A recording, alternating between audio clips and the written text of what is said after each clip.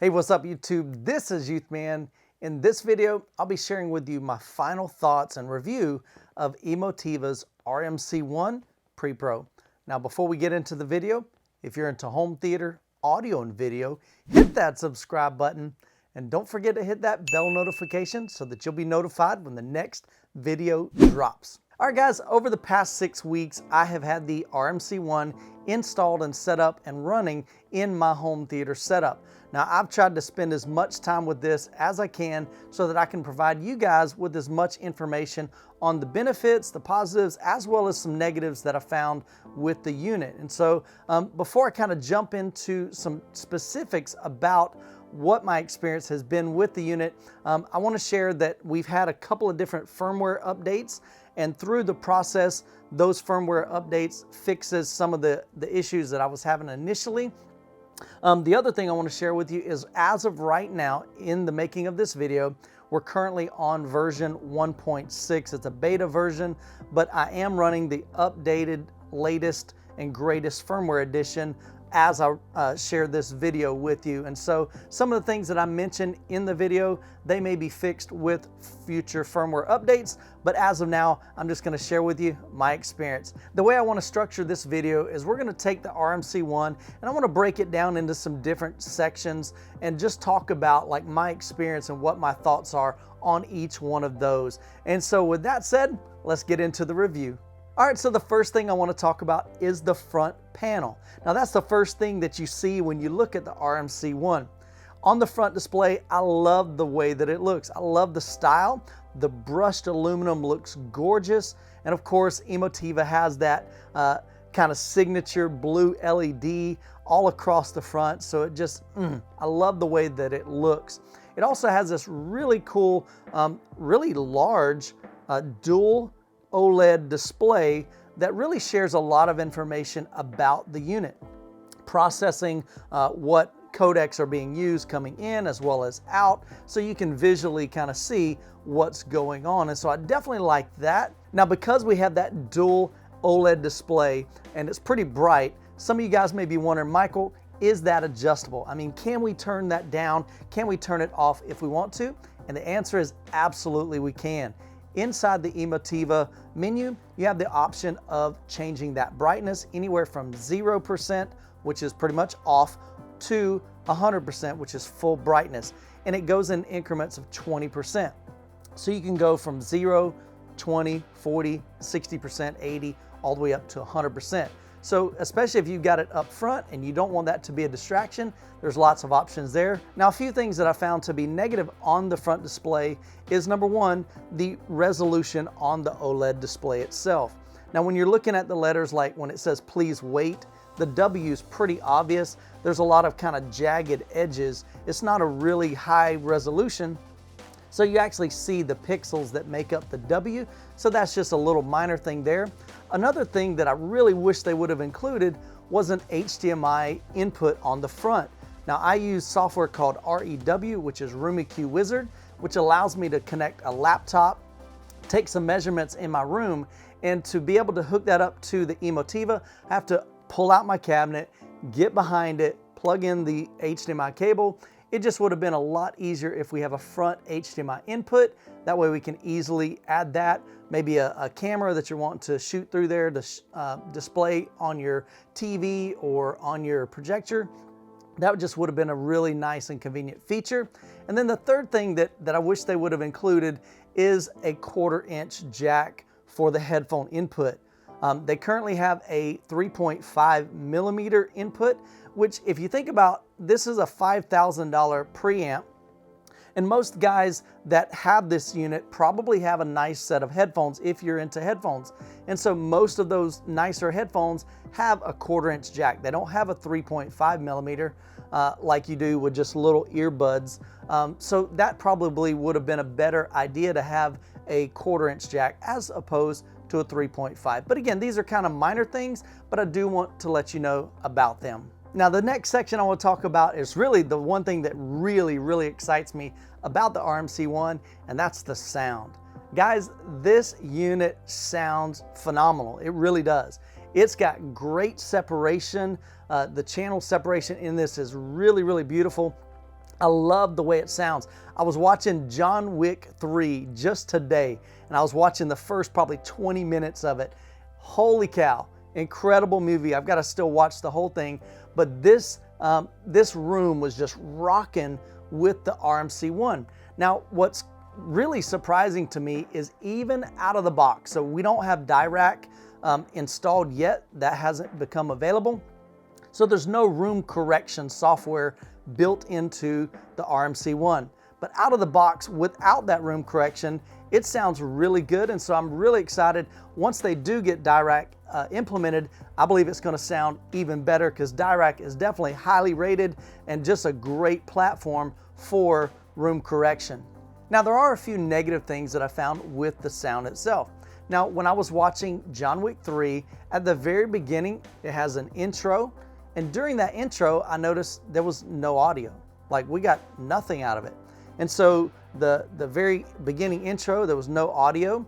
And then it rolled into another clip, and then it played total about 26 seconds. I had to go back and I did it again multiple times to make sure that it was very consistent, and it was. And it took 26 seconds for the audio to kick in. And I was like, okay. So I actually took the disc out, took it to my son's bedroom, put it in his 4K player on his TV in his setup, and it played right from the beginning.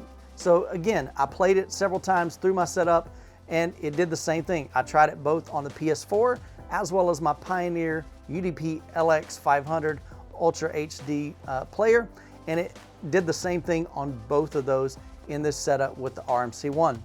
And then a few moments later, when it came to that Dolby Atmos demo at the beginning of that movie, I noticed there was probably about 3 or 4 seconds before the audio started playing on that too. And so what I had to do is I had to hit back on the Blu-ray disc. I don't have the 4K version, but I hit back on the Blu-ray disc, and it ended up starting, and played normal.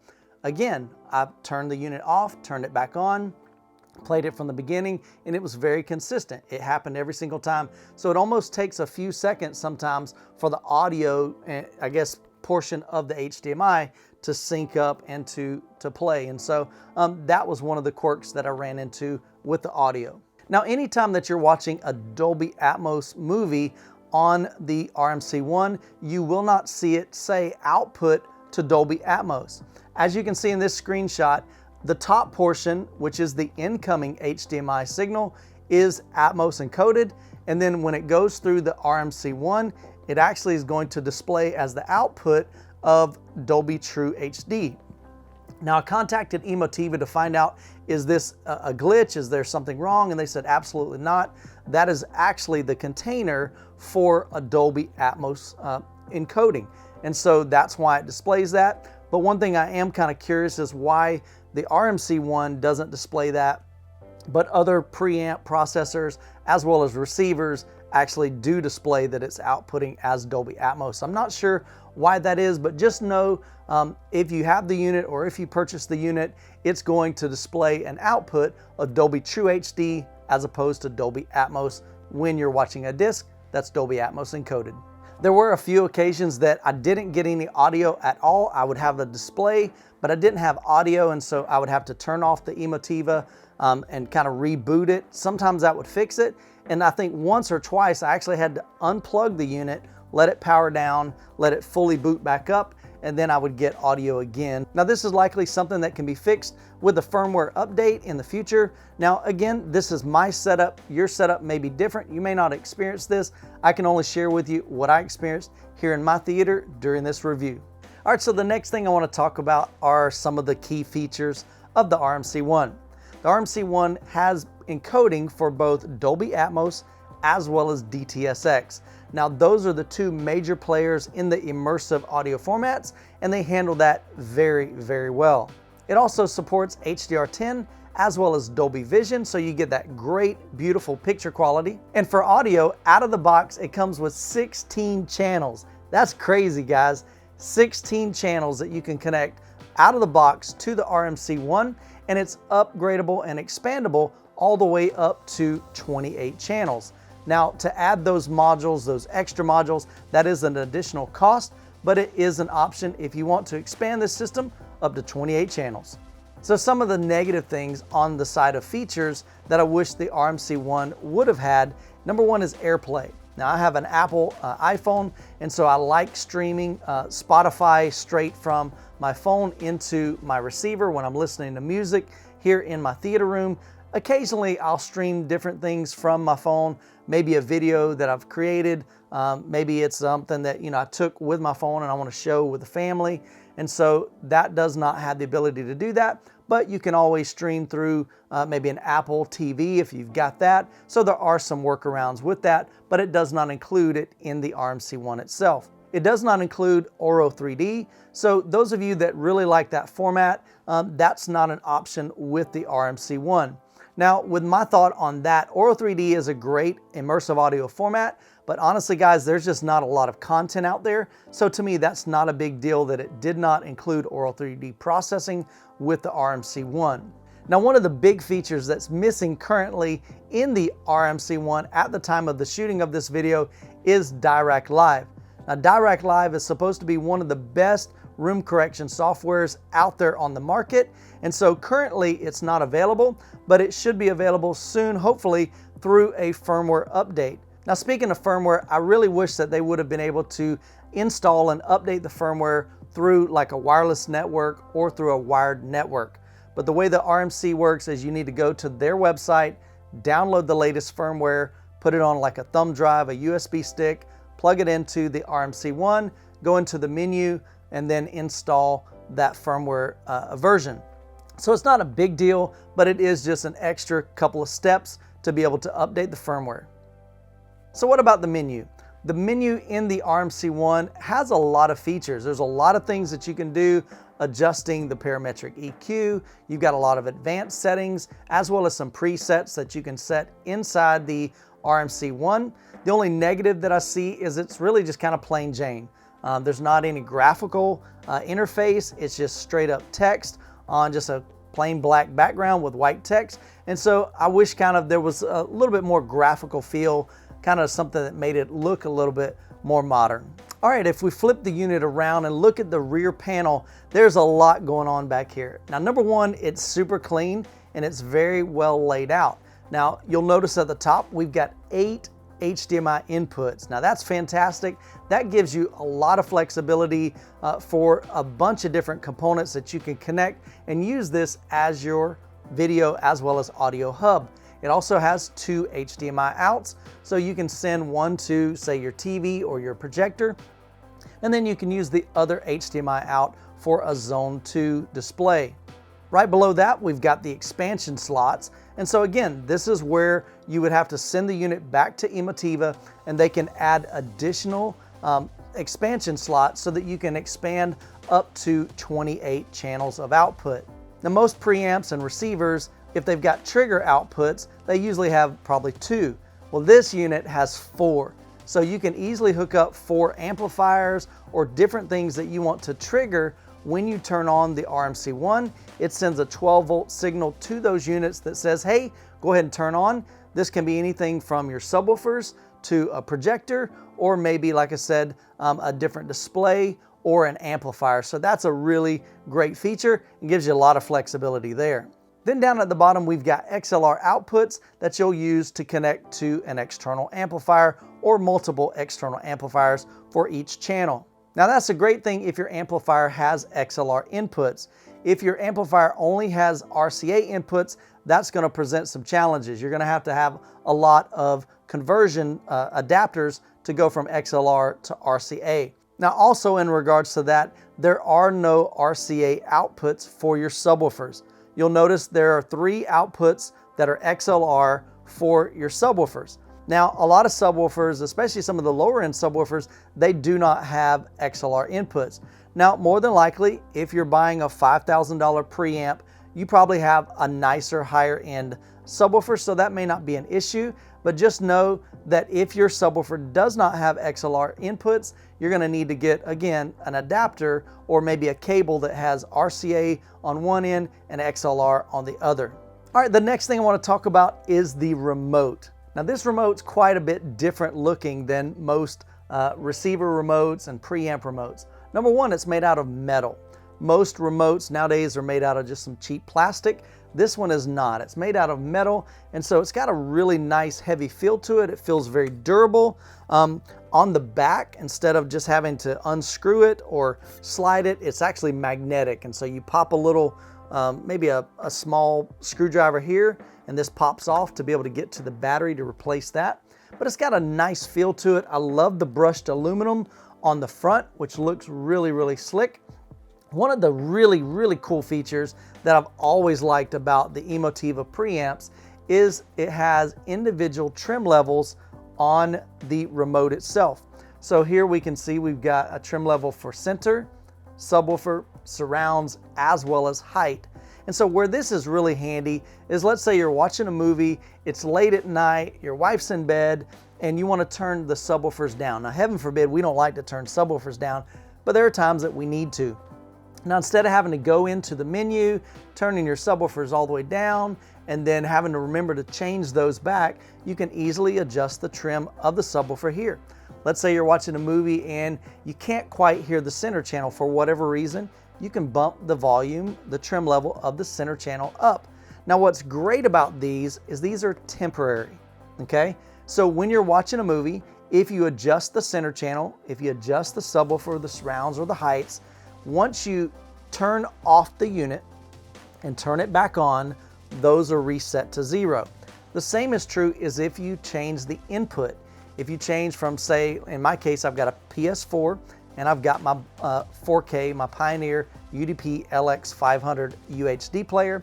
So when I change the input, it's supposed to reset those to 0. And so those are temporary settings. And so you can be watching a movie or playing a video game or listening to a concert, adjust it to your liking for that particular one. Then when you turn it off or change inputs, it's going to reset back to 0.